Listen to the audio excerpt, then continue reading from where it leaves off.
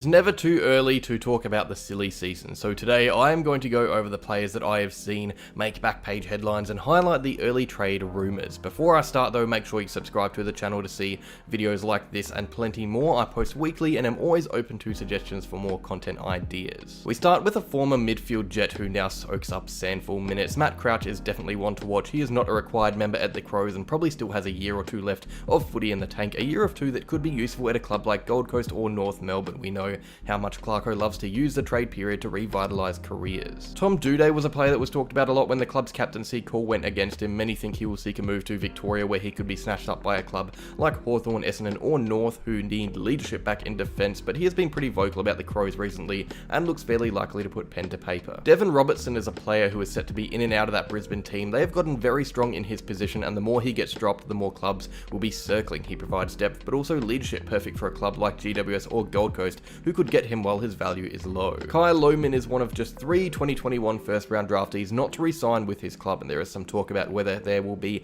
a mutual agreement for a move, and a club like Geelong or Richmond who don't have access to early picks for young talent could get him for a little bit cheaper than what the Lions gave up for him. Carlton fans will be praying the cashed up Sydney Swans don't come too hard for their star youngster Tom De Koning. They are reportedly weighing up a crazy big offer, a very long contract, one that he would clearly be tempted by. Another club interested is St Kilda. There is yet again talks of the McGovern brothers ending their careers together, something that has been hinted at in previous seasons. I don't know how it can happen. It's hard to see West Coast spending draft capital on Mitch McGovern and vice versa with Carlton. The salary squeeze just doesn't seem worth the issue. It is expected that Essendon ball winner Darcy Parish will hold off contract talks until late in the year like he has done in the past. He'll want to see how the club is performing before putting pen to paper, but if the Dons fall down the ladder, expect cashed up Victorian clubs like Hawthorn and North to swoop. He would be a no-brainer at the Hawks, who need middle-aged talent there. Mason Redman is another Don out of contract. He is much loved at the club but born in South Australia, so if he decides to test the market, both Port and the Crows will be interested in the powerful half-back. Essendon's prize draftee from 2021, Ben Hobbs, is out of favour at the club. He is playing through the VFL at the moment and is yet to sign a deal despite being such a high pick. If he wants out,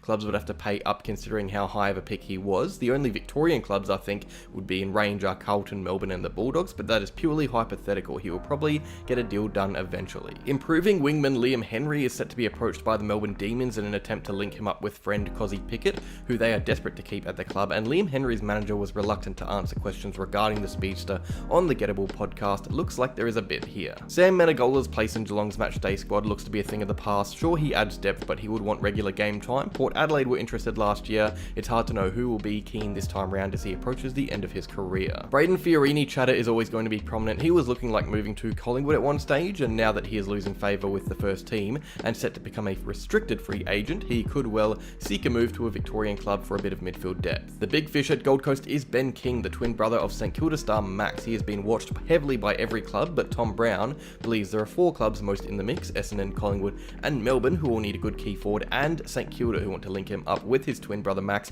which would make for a very confusing viewing experience. Harry Himmelberg has been linked with the Sydney Swans due to yet again another salary cap squeeze at GWS. Himmelberg wants a bigger contract. Sydney can offer him one without forcing him to move interstate. It seems like a no-brainer. Impressive GWS youngster Lockie Ash was supposed to sign a contract, but journo Josh Gablich has stated that he is going to wait out the start of the season to see what life under Kingsley looks like. No one has really come forward to state their interest to anyone's knowledge. Hawthorn news, it's mostly Will Day chatter. The South Aussie-born midfielder is enjoying a breakout year of sorts, and it has both Adelaide and Port Adelaide interested in the young bull, who has put contract talks on hold. Over to Melbourne, there was talk about Cozzy Pickett being on the move last year, but he was contracted and a move seemed tricky. Plus, Pickett didn't seem too keen on a move either, it seems. But Pickett has been linked to both SA and WA clubs, seeing as he has home links to both states, and apparently the Electrics board does want to move out of the Melbourne bubble and enjoy footy closer to home. He has quite a few options, it seems, so watch this one. North Melbourne would be desperate to lock down key defender Ben Mackay, but Port Adelaide are very, very interested. He will cost a lot, both capital and salary cap wise, but gee, it would be a big signing for the Power if it goes through, and a deflating loss for North.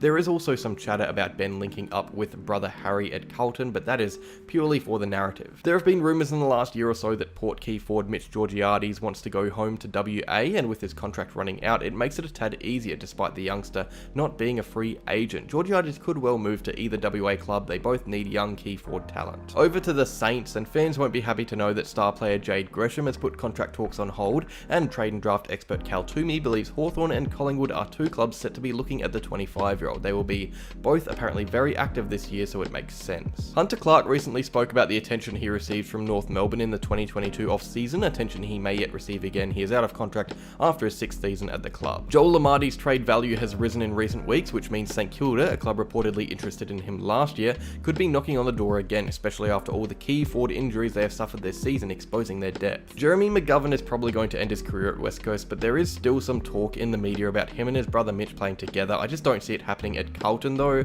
I think if anything, Mitch comes to West Coast, but I got to include it here anyway. There was recently some chatter regarding star forward Aaron Norton and a potential move to Fremantle, but Norton's manager Andrew McDougall has all but shut this story down, saying he expects